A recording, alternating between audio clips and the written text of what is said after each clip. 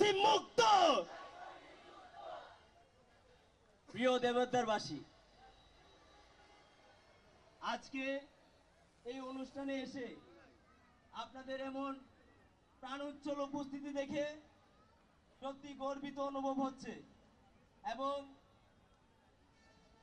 সবচেয়ে মজার ব্যাপার হচ্ছে এখানে আসার কোনো পরিকল্পনা ছিল না। হঠাৎ আমি ঢাকা যাচ্ছিলাম, তারপর হাসনাত ভাই বললেন যে থাকো, দেখে যাও। ভাবলাম আপনাদের সাথে দেখাটা করে যাই। জানি না কয়দিন বাঁচি, কিন্তু বাঁচতে হলে বাঁচার মতো বাঁচবো। বাঁচার মতো বাঁচবো। কে কে বাঁচার মতো বাঁচবো?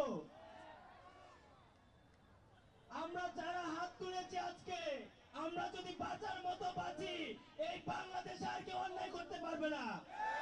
বাংলাদেশে আর কেউ শাসন করতে পারবে না, কেউ শোষণ করতে পারবে না, কেউ অত্যাচার করতে পারবে না।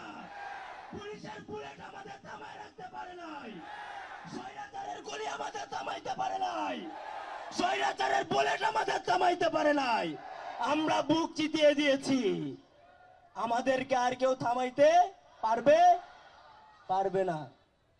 প্রিয় দেবিদ্বারবাসী, আমরা এক নতুন বাংলাদেশ চাই, যেই নতুন বাংলাদেশে ইউনিক কিছু হবে, ভিন্ন কিছু হবে, যেটা থেকে আমরা শিখব, যেটা থেকে বাংলাদেশ এবং বাংলাদেশের মানুষ উপকৃত হবে, যেটা থেকে আমরা ছড়িয়ে যাব বাংলাদেশ থেকে গোটা বিশ্বে।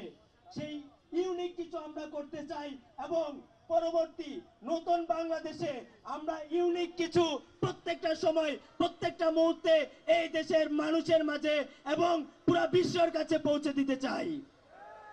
আমরা যে নতুন বাংলাদেশের স্বপ্ন দেখছি, সেই নতুন বাংলাদেশকে এগিয়ে নিয়ে যাবে আজকের এখানে যারা হাজার হাজার তরুণ প্রজন্মের, আমাদের এই তরুণ প্রজন্মের শিক্ষার্থীরা উপস্থিত হয়েছে।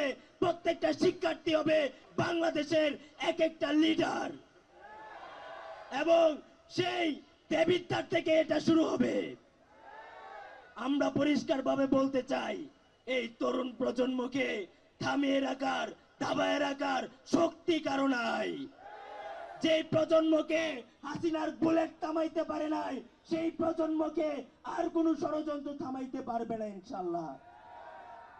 সবাই ভালো থাকুন, সুস্থ থাকুন, সত্যের সাথে থাকুন, সততার সাথে থাকুন, ন্যায্যতার সাথে থাকুন, নিজের অধিকার নিশ্চিত করতে লড়াই জারি রাখুন। ইনকিলাব জিন্দাবাদ। এবং আজকের এই প্রোগ্রামের শুভকামনা করছি। আল্লাহ হাফিজ, আসসালামু আলাইকুম।